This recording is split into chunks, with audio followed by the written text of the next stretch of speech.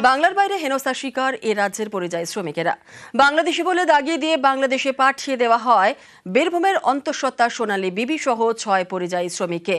আর এই মামলায় কলকাতা হাইকোর্টে বড়সড় ধাক্কা খেল কেন্দ্রীয় সরকার। 4 সপ্তাহের মধ্যে ভারতে ফেরাতে হবে এই পরিযায়ী শ্রমিকদের, কেন্দ্রকে নির্দেশ দিল আদালত।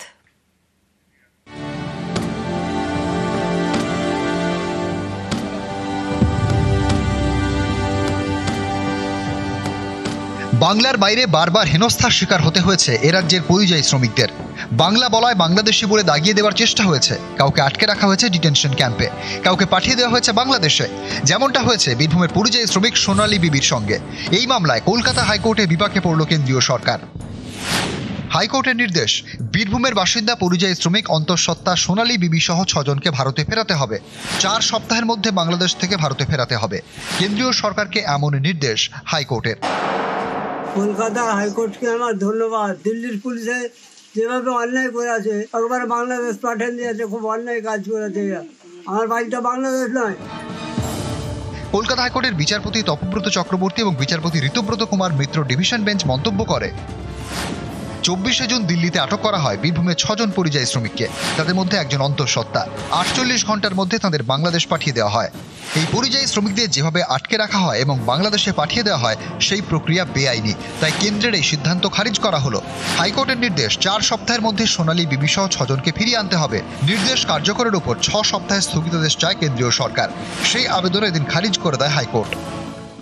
দিল্লি পুলিশ উৎসাহের আধিক্য দেখিয়ে দ্রুততার সঙ্গে এদের ভাগ্য নির্ধারণ করেন। বাংলাদেশের যে বিভিন্ন কাগজপত্র রয়েছে, যে তারা সেখানে গ্রেপ্তার হয়ে রয়েছেন, অন্তঃসত্ত্বা সোনালী সেখানেই রয়েছেন। আমাদের দেশের যে সংবিধান, যে বেসিক স্ট্রাকচারের কথা আমরা বলি, গর্বের হাত ধরে আমরা এদের দেশে ফিরিয়ে আনতে পারব। বীরভূমের পাইকরের বাসিন্দা সোনালী বিবি দিল্লির রোহিণীতে পরিযায়ী শ্রমিকের কাজ করতেন। যে সময় বাংলাদেশি সন্দেহে পুলিশ তাকে আটক করে, তখন সোনালী অন্তঃসত্ত্বা। অভিযোগ, বাংলায় কথা বলায় 24শে জুন সোনালী সহ বীরভূমের 6 জন শ্রমিককে আটক করে দিল্লি পুলিশ। 48 ঘন্টার মধ্যে অর্থাৎ 26শে জুন অসম সীমান্ত দিয়ে তাদের বাংলাদেশে পাঠানো হয়। সোনালী বিবিকে ঘরে ফেরাতে কলকাতা হাইকোর্টে হেভিয়াস কর্পাস মামলা দায়ের করা হয়। এই মামলার দ্রুত নিষ্পত্তির জন্য সুপ্রিম কোর্ট নির্দেশ দেয়। সেই মামলার রায়ে বিপাকে কেন্দ্রীয় সরকার। আদালতের নির্দেশে খুশি সোনালী বিবির পরিবার। কলকাতা হাইকোর্টকে আমার ধন্যবাদ। মমতা ব্যানার্জি আর সামিরুল ইসলাম না থাকলে আমার মেয়ে ছেলেকে আমার ক্ষমতা নেই আনা। দিল্লির পুলিশে যেভাবে অন্যায় করে আছে, না জানি না জাজ করি, একবারে বাংলাদেশ পাঠিয়ে দিয়েছে, খুব অন্যায় কাজ করেছে। আমার বাড়িটা বাংলাদেশ নয়। নিউজ 18 বাংলা। সর্বকে ফের সোনার বাংলা ডাক গড়ার ডাক, পুজোদ্বোধনেও বিজেপি সরকার গঠনের ডাক। বাঙালি যাত্রাভিমানে শান দিয়ে বার্তা অমিত শাহর। সোনার বাংলা ডাকে পাল্টা কটাক্ষ অভিষেকের। ডাবল ইঞ্জিন সরকারের উন্নয়নের বেহাল দশা নিয়ে খোঁচা, বাংলার বঞ্চনা নিয়েও তোপ কেন্দ্রীয় স্বরাষ্ট্রমন্ত্রীকে। मैंने मां के सामने प्रार्थना की है कि इस चुनाव के बाद बंगाल में एक ऐसी सरकार बने जो सोनार बांग्ला का निर्माण कर पाए। हमारा बंगाल फिर से सुरक्षित, समृद्ध, शांत, सुजलाम सुफलाम बने। कवि गुरु के कल्पना के बंगाल का निर्माण हम कर पाए। তা সোনার বিহার হলো না কেন? সোনার উত্তরপ্রদেশ হলো না কেন? বাংলার ব্রিজকে উত্তরপ্রদেশের সরকার অ্যাডে ব্যবহার করে, তাহলে সোনার উত্তরপ্রদেশে কি একটা ব্রিজ তৈরি করতে পারলো না বিজেপির সরকার গত 7 বছরে? সোনার মধ্যপ্রদেশ হলো না কেন? পার্শ্ববর্তী রাজ্য সোনার ত্রিপুরা হলো না কেন? সোনার আসাম হলো না কেন? 5 বছর ঝাড়খণ্ডে ক্ষমতায় ছিল, সোনার ঝাড়খণ্ড হলো না কেন? আপনি বলছেন বাংলায় আমরা এলে অন্নপূর্ণা ভাণ্ডার দেবো, সাধুবাদ জানাই। তাহলে পাশে ত্রিপুরায় দিন, আসামে দিন। শাহ বিদ্যাসাগর স্তুতিতে তরজা, শিক্ষার প্রসারে বিদ্যাসাগরের অবদান স্মরণ। শাহ বিদ্যাসাগরকে শ্রদ্ধা, কেন্দ্রীয় স্বরাষ্ট্রমন্ত্রীর। পাল্টা শাহকে খোঁচা অভিষেকের। বাংলা এসেও বিদ্যাসাগরের বাড়িতে না যাওয়ায় খোঁচা, বিজেপি বাংলা বিরোধী বলেই শাহকে তোপ। বিদ্যাসাগরের মূর্তি ভাঙায় বিজেপির হয়ে ক্ষমা চান বলেও খোঁচা। महान शिक्षाविद, समाज सुधारक वंदनीय ईश्वर चंद्र विद्यासागर का भी जयंती। इन्होंने न केवल बंगाल, समग्र देश में उस जमाने में जब हम गुलाम थे, तब शिक्षा के लिए जो किया है, इसको कोई भुला नहीं सकता। बंगाली भाषा, बंगाल की संस्कृति, बंगाल के व्याकरण और महिलाओं की शिक्षा के लिए ईश्वर चंद्र विद्यासागर जी ने अपना पूरा जीवन समर्पित किया। श्री ईश्वर चंद्र विद्यासागर के चरणों में मनपूर्वक प्रणाम करता हूं। 2019 সালে যে ঘটনাটা এখানে হয়েছিল এবং যার নেতৃত্বে ঘটেছিল সেই মূর্তিও ভাঙা মূর্তিও ভিতরে রাখা রয়েছে।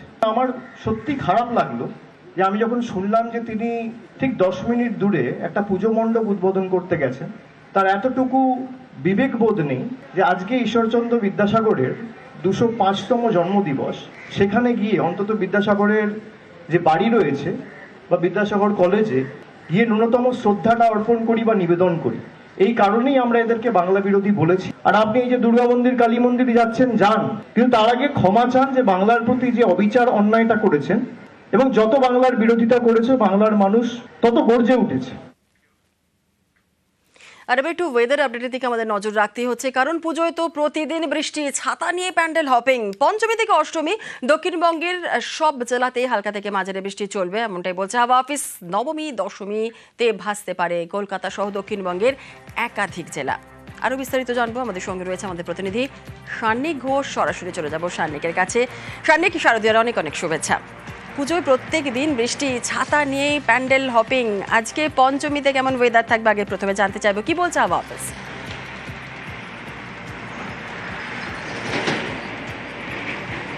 একেবারে জুনেলা, তোমাকেও শারদীয়ার অনেক অনেক শুভেচ্ছা। এবং এই গোটা পুজোকে নিয়ে আলিপুরা হাওয়া অফিসের তরফে কিন্তু খুব একটা স্বস্তির বার্তা দেওয়া হয়নি।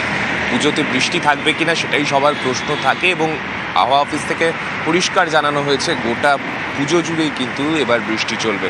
শুধুমাত্র শহর কলকাতা নয়, রাজ্য জুড়েই বৃষ্টি চলবে তেমনটাই জানানো হয়েছে। তবে তাও কিছুটা যদি তার মধ্যে স্বস্তি বলো, তা সেটা হচ্ছে পঞ্চমী থেকে অষ্টমী পর্যন্ত এই বৃষ্টি হবে বিক্ষিপ্তভাবে, অর্থাৎ হালকা থেকে মাঝারি বৃষ্টি, মাঝে মধ্যে 2-1 পশলা করে বৃষ্টি হবে, আবার আকাশ পরিষ্কার হবে, এইভাবে বৃষ্টি চলবে। আজকে পঞ্চমীর জন্য সেই পূর্বাভাস রয়েছে। যেমন এখন আমি সকালবেলা বাইরে রয়েছি, আকাশ একেবারে নীল হয়ে রয়েছে, কোনো আকাশে কালো মেঘের কোনো ছবি নেই, কিন্তু হঠাৎ করে আকাশে কালো মেঘ, গতকালও আমরা যেরকম দেখলাম সেই রকমই 1 পশলা 2 পশলা করে বৃষ্টি আজকে পঞ্চমীর দিন। এবং এই অর্থাৎ পঞ্চমী থেকে অষ্টমী পর্যন্ত মাঝারি বৃষ্টির পূর্বাভাস রয়েছে, হাওয়া অফিস এমনটাই বলছে। কিন্তু নবমী দশমীতে কেমন ওয়েদার থাকবে, হাওয়া অফিস সেই বিষয়ে কি বলছে?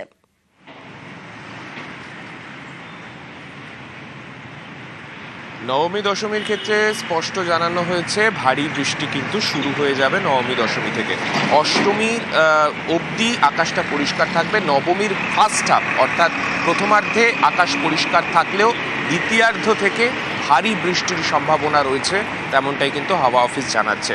পাশাপাশি দশমীর পরে কিন্তু দক্ষিণবঙ্গ জুড়েই ভারী বৃষ্টি চলবে, এবং দশমী অর্থাৎ মায়ের বিসর্জন পর্বে এবার কিন্তু যথেষ্ট বৃষ্টিপাত হতে পারে, তেমনটাই কিন্তু আপাতত পূর্বাভাস দিয়েছে আলিপুর আবহাওয়া দপ্তর। বেশ, অনেক ধন্যবাদ সানিক।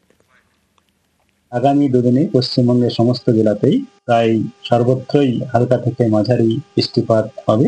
তার সঙ্গে সঙ্গে ভারী বৃষ্টিপাতের সতর্কতা কয়েকটা জেলায় দেওয়া হয়েছে: দক্ষিণ 24 পরগনা, পূর্ব পশ্চিম মেদিনীপুর, ঝাড়গ্রাম।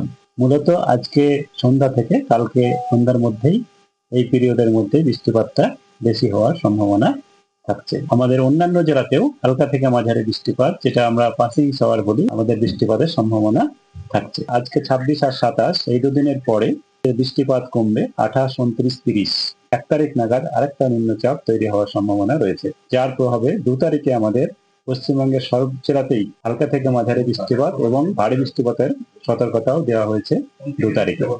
আগামী 3 দিন পর্যন্ত মৎস্যজীবীদের সমুদ্রে যেতে মানা করা হয়েছে। মাতোয়ারা বাঙালি, প্যান্ডেল হপিং থেকে আড্ডায় মেতে রয়েছে বাঙালি। আর জেলা থেকে শহর, সাবেক থেকে থিম, জমজমাট পুজো। নজরে নদিয়ার হরিণঘাটার বেশ কয়েকটি পুজো।